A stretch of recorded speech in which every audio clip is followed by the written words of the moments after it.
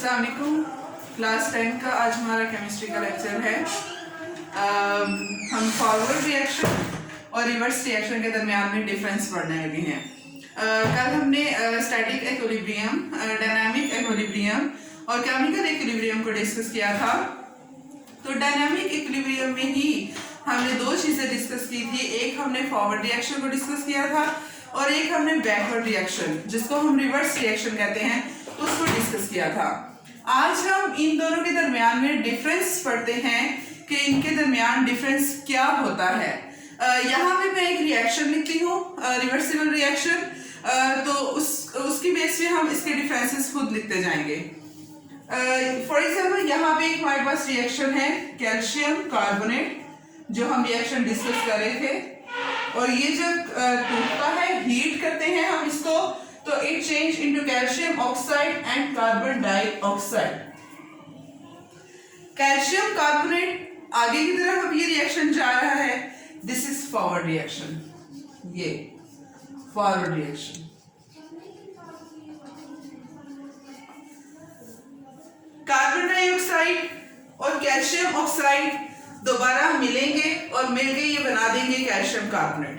ये reaction reverse जा रहा है, बैक जा रहा है, this is known as reverse reaction.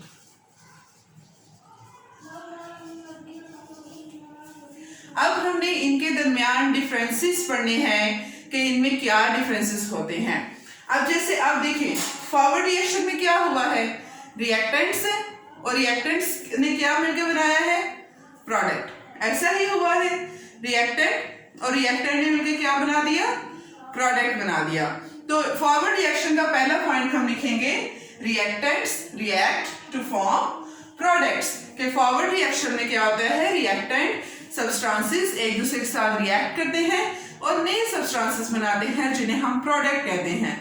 लेकिन रिवर्स रिएक्शन में अगर हम देखें तो जो प्रोडक्ट हमारे पास बना था वही प्रोडक्ट दोबारा मिलकर क्या बना दिया, उसने रिएक्टेंट बना दिया है। तो रिवर्स रिएक्शन का क्या होगा, products recombine to form reactants. ये हमारे पास फर्स्ट पॉइंट हो गया कि उसमें रिएक्टेंट्स मिले हैं, प्रोडक्ट बने, और उसमें प्रोडक्ट जो है वो मिले हैं और उन्होंने रिएक्टेंट बनाया है। उसके बाद सेकंड पॉइंट देखें।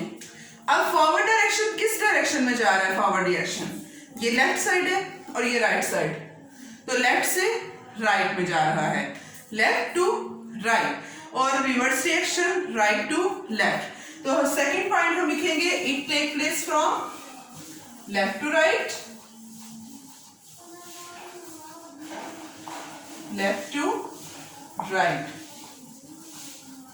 और रिवर्स रिएक्शन का हम लिखेंगे, it take place from right to left in reverse direction. अब जैसा हमने बात की कि फॉरवर्ड रिएक्शन है, अब फॉरवर्ड रिएक्शन है मेरे पास, फॉरवर्ड रिएक्शन है कैल्शियम और कार्बोनेट है हमारे पास फ्लास्क में। अब हमारे पास जस्ट कैल्शियम कार्बोनेट है, इस वजह से कैल्शियम कार्बोनेट ही तेजी से हम इसे हीट करेंगे, डिकम्पोज होता रहेगा और कैल्शियम ऑक्साइड और कार्बन डाइऑक्साइड बना देगा। शुरू से ही बस हम हीट करें, जल्दी से कैल्शियम कार्बोनेट टूटेगा और वो बनाता जाएगा ये। तो एट द स्टार्ट फिर कौन सा रिएक्शन तेज है, फॉरवर्ड रिएक्शन। क्यों फॉरवर्ड रिएक्शन तेज है, क्योंकि हमारे पास एट द स्टार्ट रिएक्टेंट्स होते हैं और वही रिएक्टेंट्स मिलके प्रोडक्ट बना देते हैं। लेकिन जब ये सारा का सारा कैल्शियम कार्बोनेट इसमें चेंज हो जाएगा, रिएक्शन एंड भी आ जाएगा, तो तब हमारे पास क्या होगा, ये दोबारा मिलकर बनाना शुरू हो जाएंगे ये। फिर हमारे पास फॉरवर्ड रिएक्शन स्लो हो गया और रिवर्स रिएक्शन तेज हो जाएगा। क्यों रिवर्स रिएक्शन तेज हुआ है, क्योंकि अब फ्लास्क में हमारे पास कैल्शियम ऑक्साइड और कार्बन डाइऑक्साइड आ गए हैं, अब कैल्शियम कार्बोनेट नहीं है। इस वजह से जो रिवर्स रिएक्शन है वो eight the and speed up हो जाता है।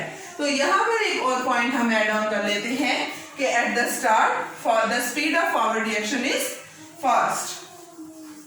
Eight the start forward reaction, the speed of forward reaction is fast, और इसका लिखेंगे हम एट द स्टार्ट, जो स्पीड है रिवर्स रिएक्शन की वो rate of forward reaction is fast, and at the start rate of reverse reaction is slow या negligible. slow हम नहीं कह सकते, हम कह सकते negligible, ना होने के बराबर है. क्यों?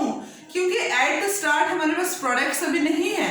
We just have reactants in that flask और हम उसी को हीट कर रहे हैं.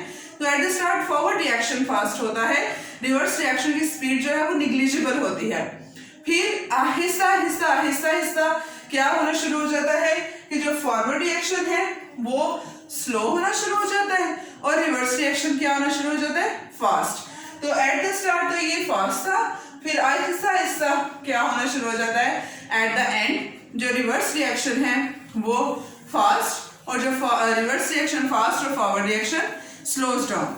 फॉरवर्ड रिएक्शन स्लोज डाउन,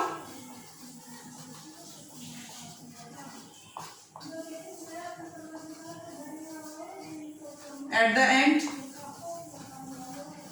और इसमें जो रिवर्स रिएक्शन है वो स्पीड अप हो जाता है. Reverse reaction speed up at the end. ये हमारे पास फॉरवर्ड रिएक्शन और रिवर्स रिएक्शन के डिफरेंशिएशन पॉइंट्स हैं. इंपॉर्टेंट क्वेश्चन है, बहुत इजी है. बस जस्ट आपने you have to keep in mind this reaction या ये रिएक्शन नहीं तो आप ये वाला रिएक्शन H2I2 वाला और ये मिलके 2HI बना रहे हैं, इस रिएक्शन को लिखें. तो फॉरवर्ड आपको पता चल गया जो आगे की तरफ जा रहा है, तो आगे की तरफ यही जा रहा है. रिवर्स जो पीछे की तरफ आ रहा है. तो फॉरवर्ड रिएक्शन में हमने कहा रिएक्टेंट रिएक्ट करके प्रोडक्ट बना रहे हैं, रिवर्स रिएक्शन में प्रोडक्ट्स रिएक्ट करके रिएक्टेंट्स बना रहे हैं. फॉरवर्ड रिएक्शन जो है वो स्पीड अप फास्ट होगा, उसकी speed at the start. Reverse reaction की स्लोज डाउन होगी. फॉरवर्ड रिएक्शन लेफ्ट से right, reverse reaction right to left. और आहिस्ता आहिस्ता at the end forward reaction जो है वो हमारे पास स्लोज डाउन हो जाएगा, जबकि रिवर्स रिएक्शन हमारे पास स्पीड अप हो जाएगा. ये हमारे पास आज फॉरवर्ड और रिवर्स रिएक्शन के डिफरेंसेस थे. कल इंशाल्लाह हम जो है वो डायनामिक इक्विलिब्रियम की macroscopic characteristics that are very very important lecture, that is very important lecture, उसको हम डिस्कस करेंगे इंशाल्लाह. इससे रिलेटेड आपको जो भी